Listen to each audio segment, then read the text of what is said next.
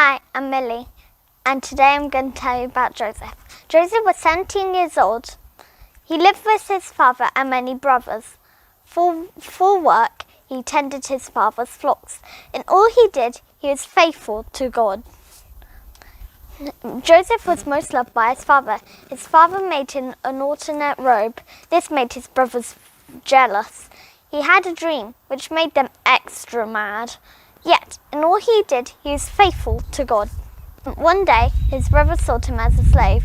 They told their father he was killed by a wild animal.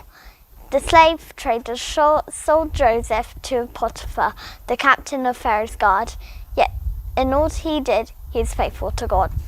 Soon Joseph was in charge of Potiphar's household. Because of Joseph, the blessing of the Lord was on Potiphar's household. But Potiphar's wife lied about Joseph, and Potiphar put him in jail.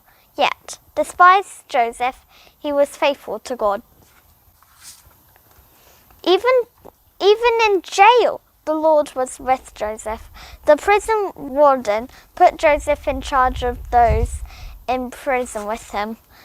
Joseph interpreted the dreams of other prisoners, and those interpretations came true. In all this, Joseph was faithful to God. Pharaoh heard of Joseph's gift. Pharaoh came to Joseph with a dream. Joseph explained, and he warned the famine to come. Pharaoh put Joseph in charge of the whole land in Egypt. Through all this, Joseph was faithful to God. The famine came upon the land, but Joseph had stored food for Egypt. His brothers traveled to Egypt, hearing they have grain. Joseph recognized his brothers, but they don't recognize him. Joseph sends his brothers back to Canaan, keeping behind their youngest brother. Joseph's brothers returned to Egypt for a second time. Joseph reveals who he is to his brothers. Joseph said, "All this happened so that lives could be saved." Joseph's brothers went back to Canaan and collected their father to settle in Egypt during the famine. Through all of this, Joseph was faithful to God, and God was faithful to Joseph. Hi everyone, my name's Heather. I'm the Children's Minister at Christchurch. Would have loved for a child to be doing the second part of this talk, but there wasn't anyone able to do it. So I've taken some of the ideas that the children came up with while we were discussing the topic, the story, the Bible verses, and hopefully I can represent those in this talk now. We've been following the wellbeing journey throughout this half term in the 5 to 11s group and in the main adult services. And we're right at the end of our course now, and we're thinking about vocational wellbeing. So I'm going to unpack a bit more of Joseph and look at what that means. So Millie did an amazing job of taking the story apart and showing us all the different bits of how God's faithfulness and Joseph's faithfulness weave through the whole story. So thank you so much, Millie, for doing that. And she repeated several lines which I'm going to unpack a bit more now. So she ended by saying that Joseph was faithful to God and God was faithful to Joseph. So let's look at those two lines.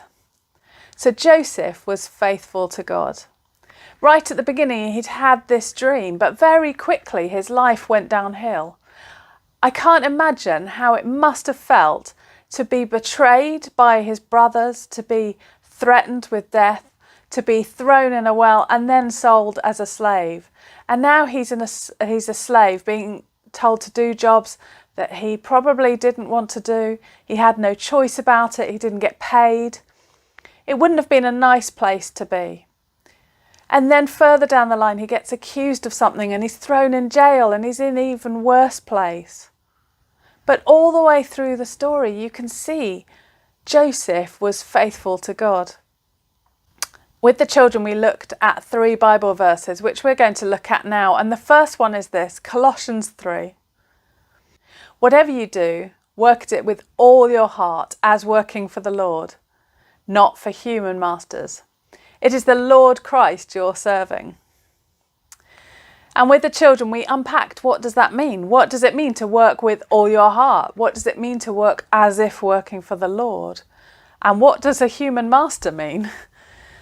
And I was thinking about this, about working and giving 100% to everything you do, whether that's a chore you're doing, whether that's the job you do, whether that's going to school, homework, whatever it is, working hard as if working for the Lord.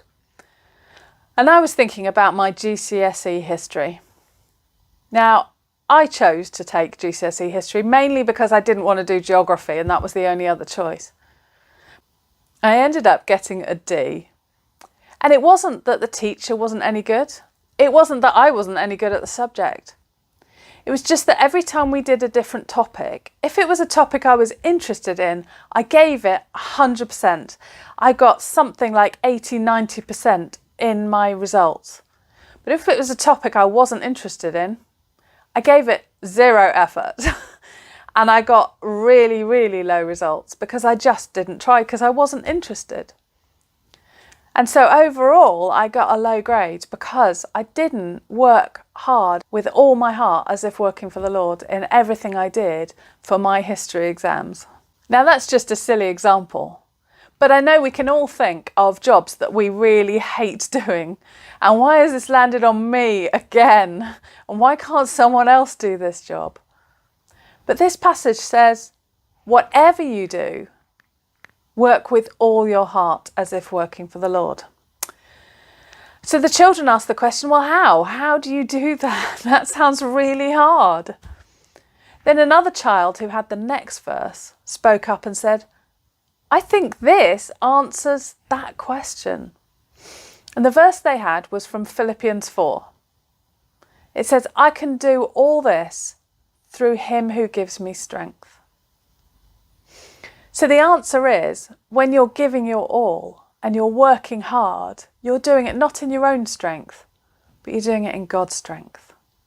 And then the third child spoke up and said, I think my verse fits in with this too.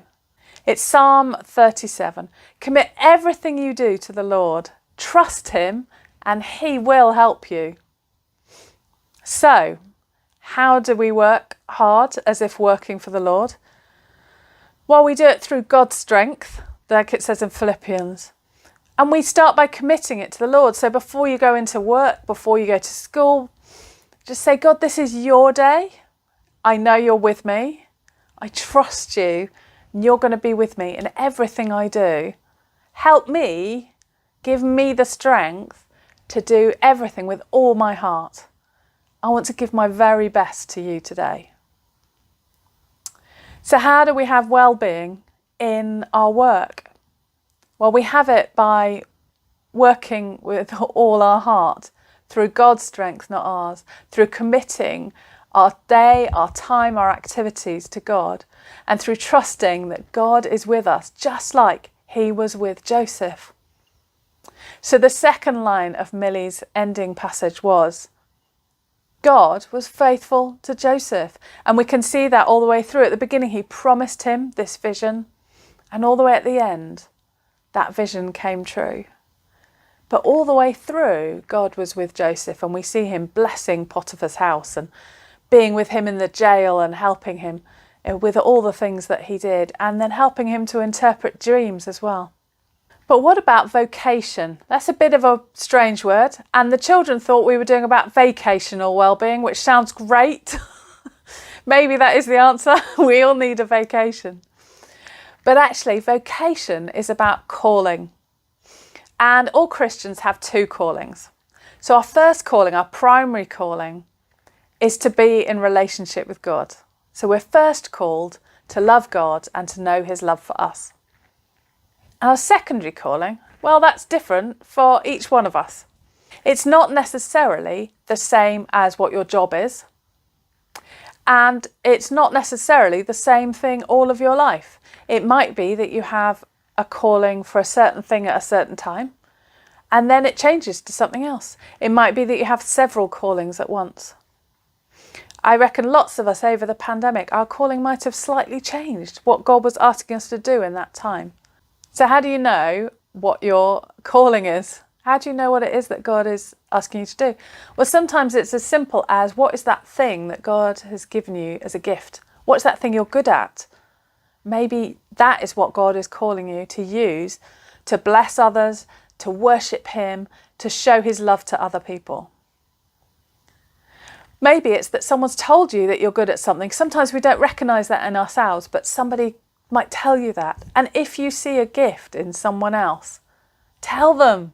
They might not have noticed, and it will be such an encouragement to them. But there are other ways that we can know. Sometimes it's because God has told us.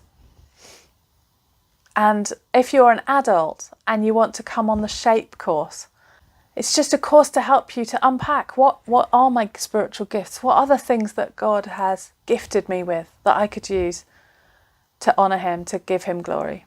So in a minute, we're going to listen to a track, which Alex has beautifully put sign language to.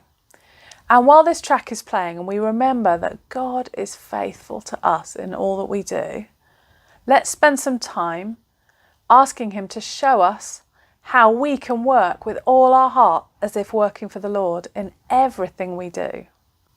You might also want to spend this time asking God what your gifts are, what your calling is. What is it that he's calling you to do?